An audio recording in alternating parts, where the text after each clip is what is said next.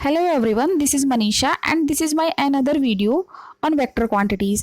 Previous video में मैंने discuss किया था सम वेक्टर क्वांटिटीज़ को और उनकी प्रॉपर्टीज़ और कुछ क्वेश्चंस भी कराए थे मैंने जो कि यूपी पीसीएस में आए थे और प्रवक्ता चयन परीक्षा में। अब इस वीडियो में मैं कुछ और क्वेश्चन उन्हीं प्रॉपर्टीज़ पे कराऊंगी। उसके बाद कर्ल और डाइवर्जेंस को समझेंगे। उसके बाद जो है उस पर क्वेश्चन जो प्रवक्ता चयन परीक्षा में आए हैं वो डिस्कस करेंगे। ठीक है, सो स्टार्ट करती हूँ मैं। सबसे पहले क्वेश्चन देखते हैं। फर्स्ट क्वेश्चन है आपका, देखिए क्वेश्चन है आपका, two vectors f1 and f2 are at right angles to each other. If f1 equals to 4i cap and 3j cap, then f2 will be। और ऑप्शन आपका गिवन है 4i cap plus 3j cap, option B है 6i cap, option C k cap, option D 6i cap minus 4j cap। ये आपका question आया है प्रवक्ता चयन परीक्षा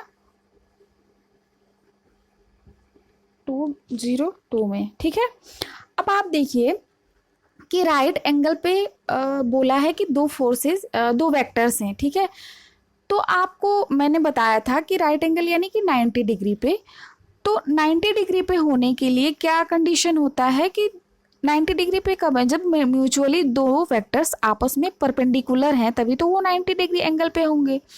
और मैंने आपको बताया था, मान लीजिए ये आपका वेक्टर f1 है और ये f2 है।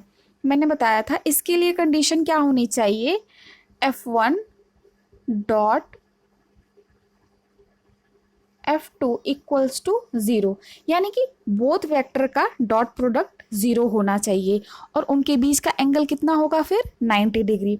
मैंने ऐसा एज्यूम किया था कि a1 और a2 दो वेक्टर हैं।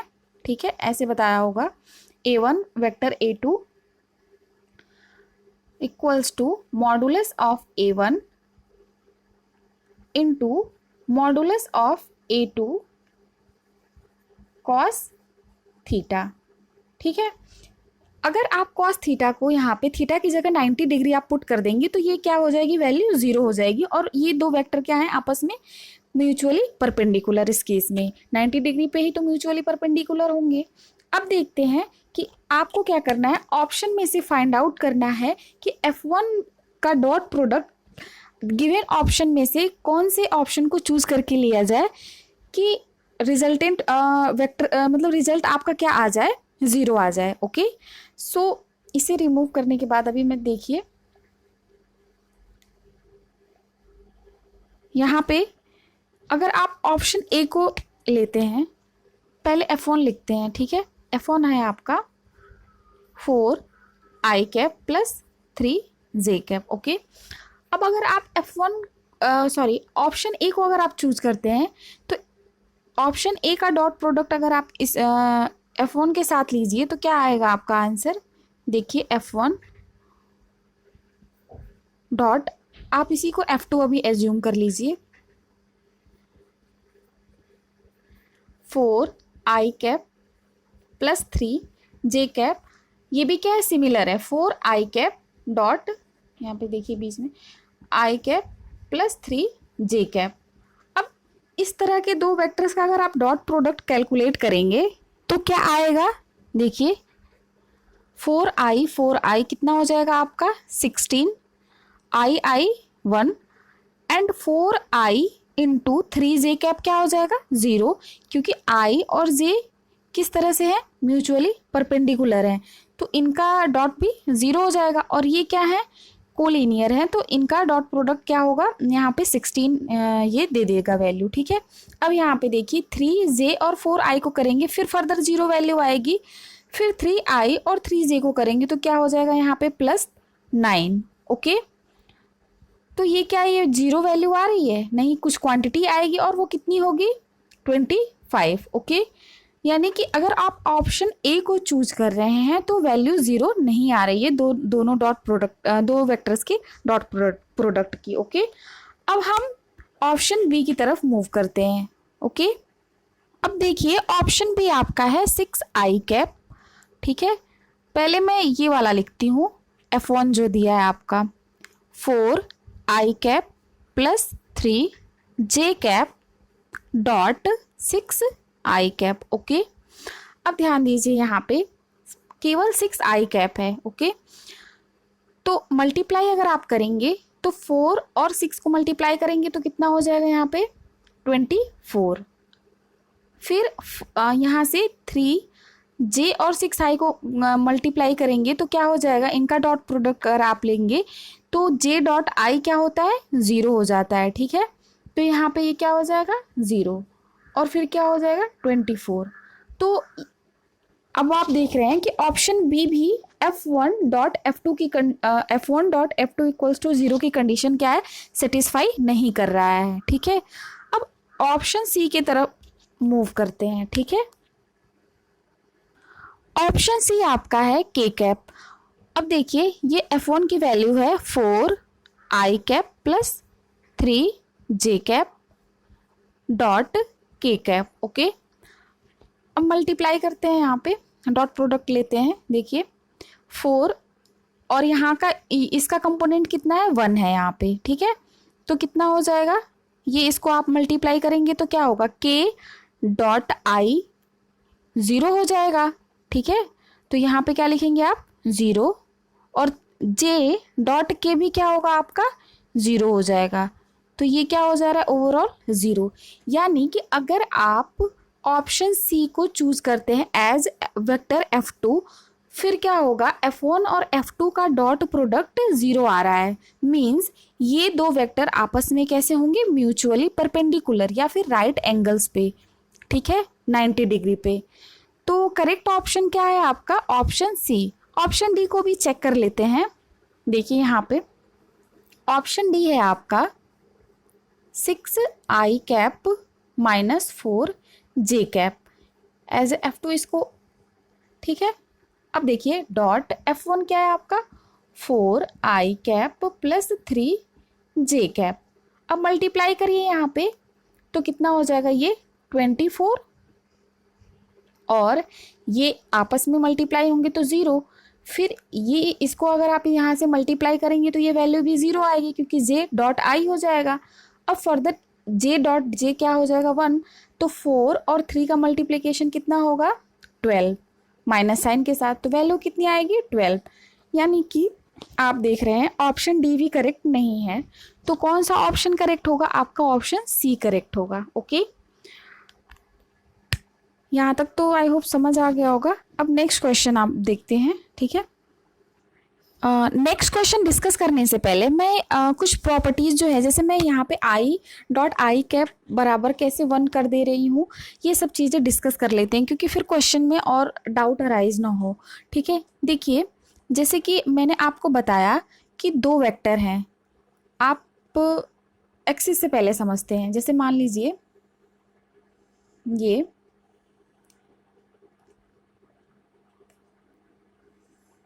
ठीक है, ये आपस में तीनों क्या है परपेंडिकुलर हैं। ये x, ये y और ये z।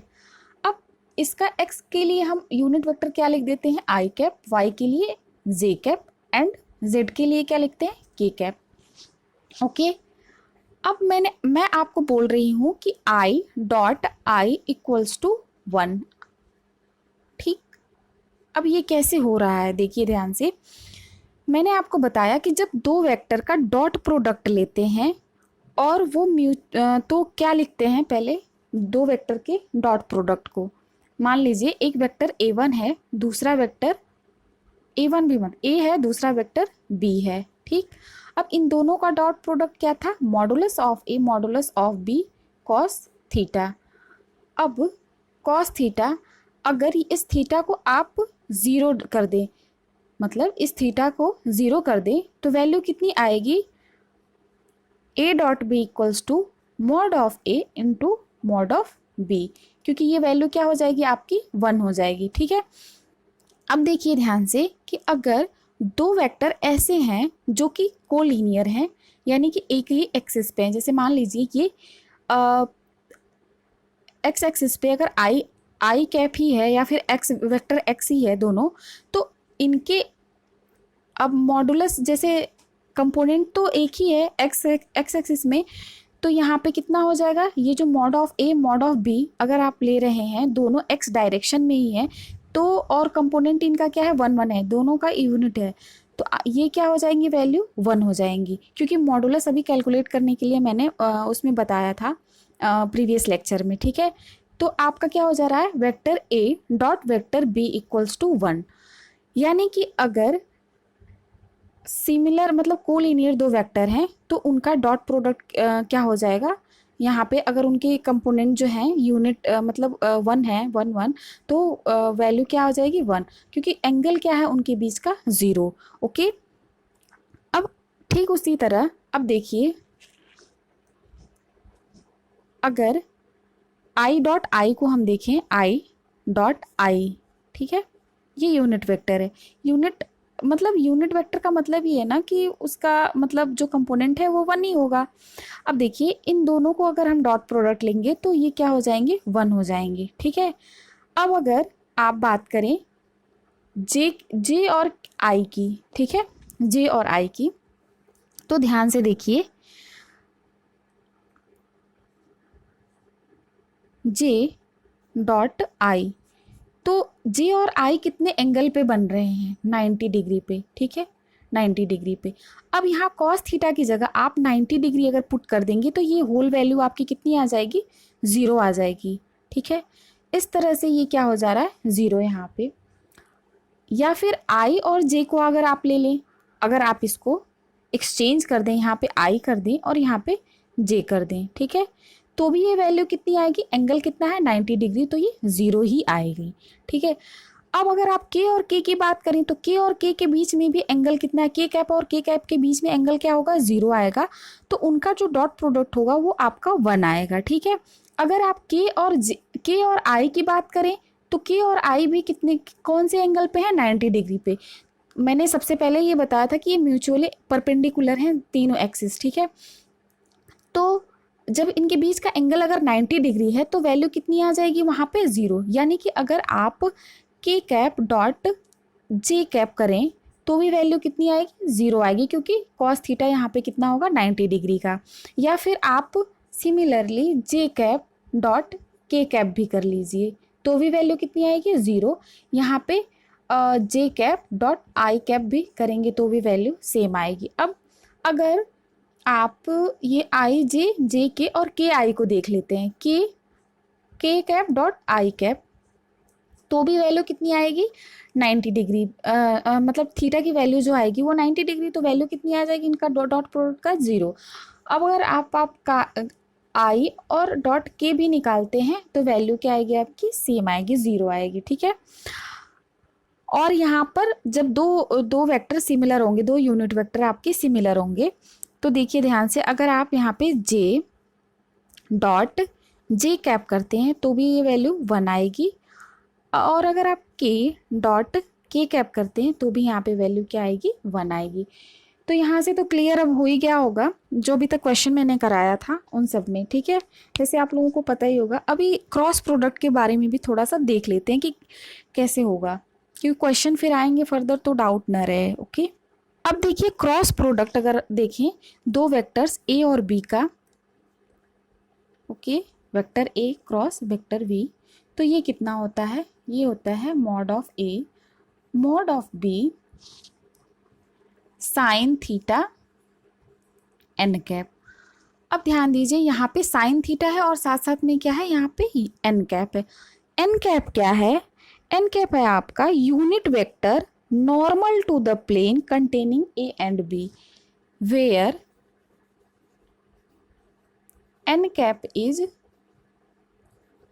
Unit vector normal to the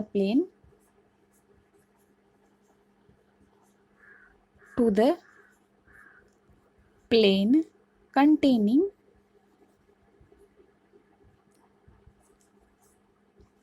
a vector a and vector b। Okay, अब मतलब क्या है कि जैसे मान लीजिए वेक्टर ए आपका एक्स एक्सिस में है, वेक्टर बी आपका वाई एक्सिस में है, तो जो एन कैप है वो कैसा वेक्टर होगा, इन दोनों वेक्टर जिस प्लेन में कंटेन होंगे उनके नॉर्मल का मतलब ये होगा कि 90 डिग्री एंगल पे, ठीक है ना। तो नॉर्मल अब ऐसे हो जाएगा। तो अब ध्यान दीजिए कि मान लीजिए ए आपका एक्स एक्सिस में है, बी आपका वाई एक्सिस में है, तो इनके नॉर्मल वेक्टर कितना होगा, एन कैप जो होगा कौन से डायरेक्शन में होगा, तो वो जेड डायरेक्शन में ही तो जाएगा ना, इन दोनों के परपेंडिकुलर होना चाहिए, ठीक है। तो अब ध्यान दीजिए, जैसे मान लीजिए यहाँ पे मगर मैं एक्सिस ड्रॉ करूँ, ये अगर मैं एक्सिस ड्रॉ करूँ आप यहाँ पे, ये एक्स, ये वाई और ये जेड, ओके। तो अगर आपसे ये कह दे वेक्टर ए आपका यहाँ पे एक्स डायरेक्शन में है, वेक्टर बी आपका वाई डायरेक्शन में, तो इनके नॉर्मल जो होगा एंगल, अगर आप 3D एज्यूम करें तो वो क्या होगा, जेड डायरेक्शन में हो जाएगा, ठीक है। तो अभी देखते हैं, जब क्रॉस प्रोडक्ट लेंगे आई और आई कैप का, जैसे यहाँ पर इसको इसका इसके अलॉन्ग यूनिट वेक्टर को आई एज्यूम कर लीजिए, यहाँ पे जे कर लीजिए वाई के अलॉन्ग, और जेड के अलॉन्ग के कर लीजिए, ठीक है। तो जब आप लेंगे क्रॉस प्रोडक्ट को, अगर, तो मैंने ए क्रॉस बी बताया, mod of A mod of B sine theta N cap, ठीक है। अब देखिए ये यूनिट वेक्टर की अगर बात करें तो आई क्रॉस आई, अब ये कितना होगा, ध्यान दीजिए ये जो हैं वो किस डायरेक्शन में है, आई और आई सेम डायरेक्शन में है, ठीक है।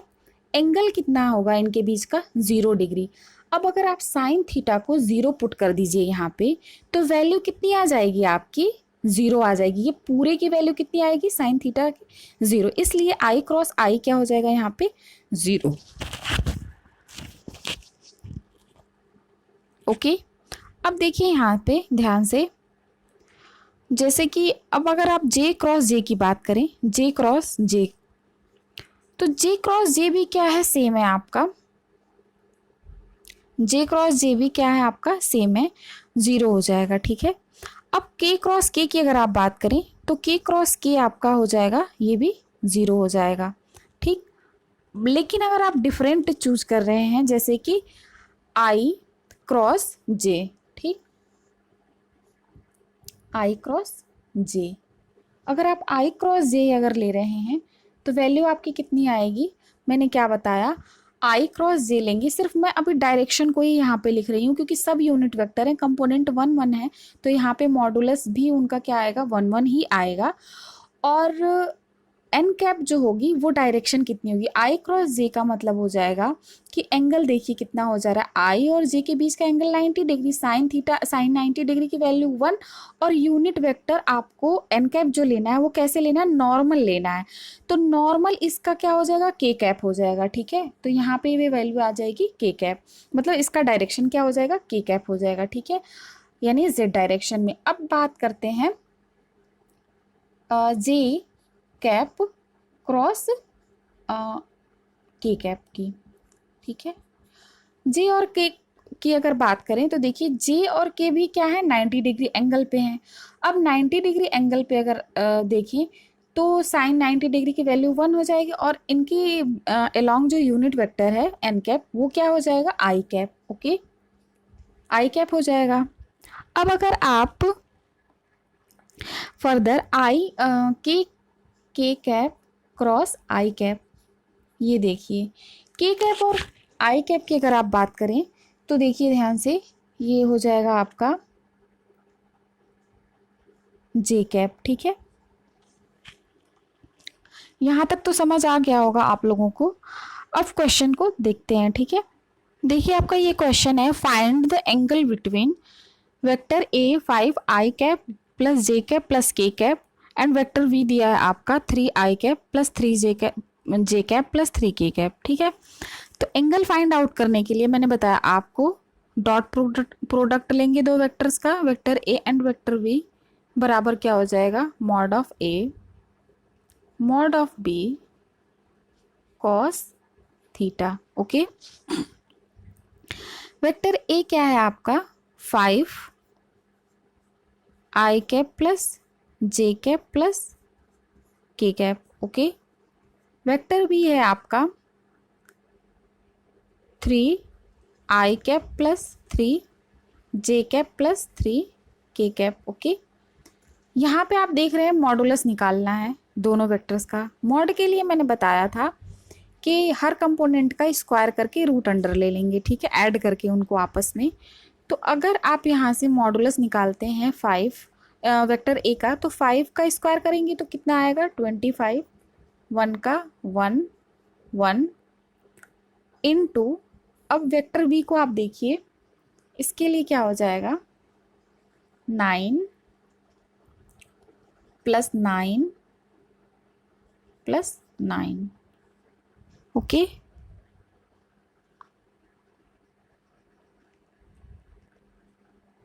ये हो जाएगा आपका ए के लिए और ये हो जाएगा आपका बी के लिए, ठीक है। अब यहाँ से ध्यान से देखिए फिर क्या हो जाएगा, ये cos theta cos theta. Okay, आपको एंगल ही फाइंड आउट करना है। अब यहाँ से मल्टीप्लाई करते हैं इन दोनों को। ओके, अब देखिए 5 आई कैप और 3 आई कैप कितना हो जाएगा 15, और ये 0, ये वाला 0, फिर ये भी 0, फिर यहाँ से ये हो जाएगा आपका 3, फिर बाकी फर्दर 0 सब। और फिर के कैप को के कैप से अगर मल्टीप्लाई करेंगे तो कितना आएगा आपका 3। यहाँ पे आपका कितना आ रहा है ऐड करने पे root under 27 into root under 27। Okay, cos theta. Okay, अब यहाँ इनको आपस में ऐड करेंगे तो कितनी वैल्यूज आएंगी 18, 3, 21 root under 27 into root under 27 कॉस थीटा। अब आप इसको डिवाइड कर दीजिए, 21 डिवाइड बाई 27 स्क्वायर हो जाएगा कॉस थीटा, ठीक है। अब यहाँ से आप थीटा इक्वल्स टू क्या लिख सकते हैं, हाँ, theta equals to cos inverse 21 और 27 को अगर आप मतलब कैंसिल करेंगे 3 से तो कितना आएगा आपका 7/9। ओके, ये आपका हो जाएगा आंसर। एंगल कितना आएगा आपका कॉस इनवर्स 7/9। ओके, सो अब देखते हैं डाइवर्जेंस और कर्ल को, उसके बाद उस पर बेस्ड क्वेश्चन करते हैं जो आए हैं एग्जाम्स में। अब देखिए डाइवर्जेंस जो है वो ऑलवेज एक वेक्टर क्वांटिटी का ही कैलकुलेट किया जाता है, और जब आप डाइवर्जेंस कैलकुलेट करते हैं तो वो वेक्टर किस में कन्वर्ट हो जाता है, वेक्टर स्केलर में कन्वर्ट हो जाती है, ठीक है। अब देखिए अगर आप किसी भी वेक्टर को मतलब v से डिनोट कर रहे हैं तो उसका डाइवर्जेंस कैसे निकालेंगे, फॉर्मूले पे देखते हैं। देखिए डेल, ये डेल डिफरेंशियल ऑपरेटर है, ये भी vector quantity and this is also a vector. So del dot v यानी divergence of any vector field v will be, ये डिफरेंशियल ऑपरेटर है, पार्शियल डेरिवेटिव लेंगे, ठीक है, डेल अपॉन डेल एक्स आई cap plus del upon del y जे cap plus del upon del z के cap. Okay, यहाँ पे मैंने मतलब तीनों डायमेंशन की बात की है, एक्स वाई जेड की, ठीक। अब देखिए यहाँ पे, अब जो वेक्टर v मैंने एज्यूम किया उसका भी एक्स और एक्स वाई जेड तीनों कंपोनेंट लेंगे, तो क्या यहाँ पे लिखा जाएगा वी एक्स आई कैप, ठीक है, वी वाई जे कैप प्लस वी जेड के कैप। ओके, अब देखिए जब डाइवर्जेंस ले लेंगे तो क्या होगा finally, del V X upon del X plus del V Y upon del del Y plus del V Z upon del Z. Okay, तो ये हो गया आपका डाइवर्जेंस। अब इसी पे बेस्ड सबसे पहले क्वेश्चंस देख लेते हैं जो प्रवक्ता चयन परीक्षा में आया है, ठीक है। देखिए क्वेश्चन है आपका, divergence of a position vector R is. Okay, option दिया है आपका, ऑप्शन ए है आपका 0, option B 1, option C 3, option D 2।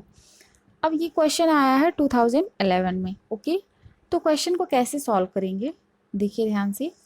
अब पोजीशन वेक्टर आर की बात की है, आर यानी कि 3 डायमेंशन में, एक्स वाई जेड की बात नहीं किया है, पूरा एक्स वाई जेड तीनों के एडिशन की बात किया है, ठीक है। अब देखिए वेक्टर आर को आप कैसे लिखते हैं, वेक्टर आर इक्वल्स टू होता है आपका एक्स आई कैप प्लस वाई जे कैप प्लस जेड के cap, okay. 3 dimensional representation of position vector. अब डाइवर्जेंस आपको कैलकुलेट करना है, तो आप क्या करेंगे, यहाँ पे डेल ऑपरेटर डॉट वी करेंगे, ठीक है।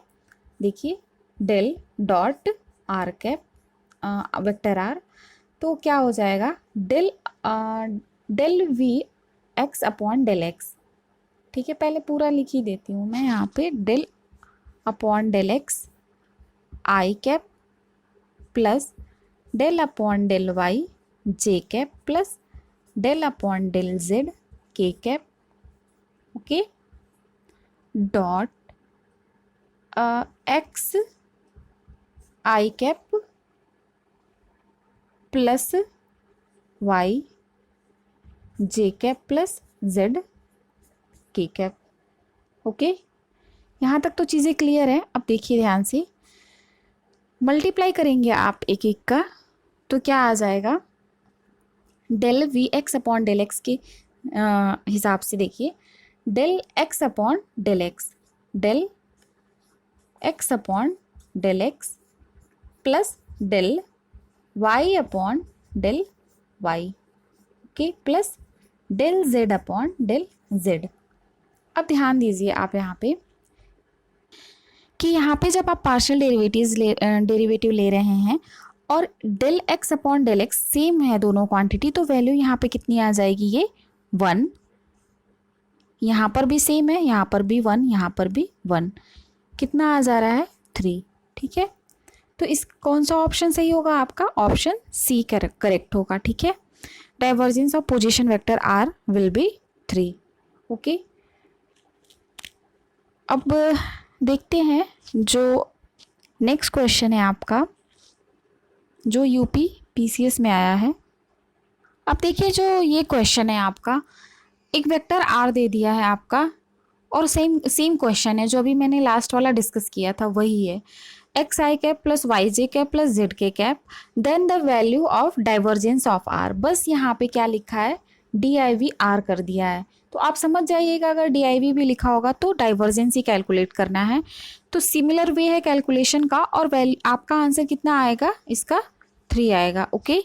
So thank you everyone for watching this video. Next video में हम बात करेंगे कर्ल की, और कर्ल निकालने के लिए कैसे फॉर्मूले हैं, और क्वेश्चन उन पे बेस्ड जो एग्जामिनेशन में जो डिफरेंट पूछा है उस पर सॉल्व करेंगे, ठीक है। So thank you.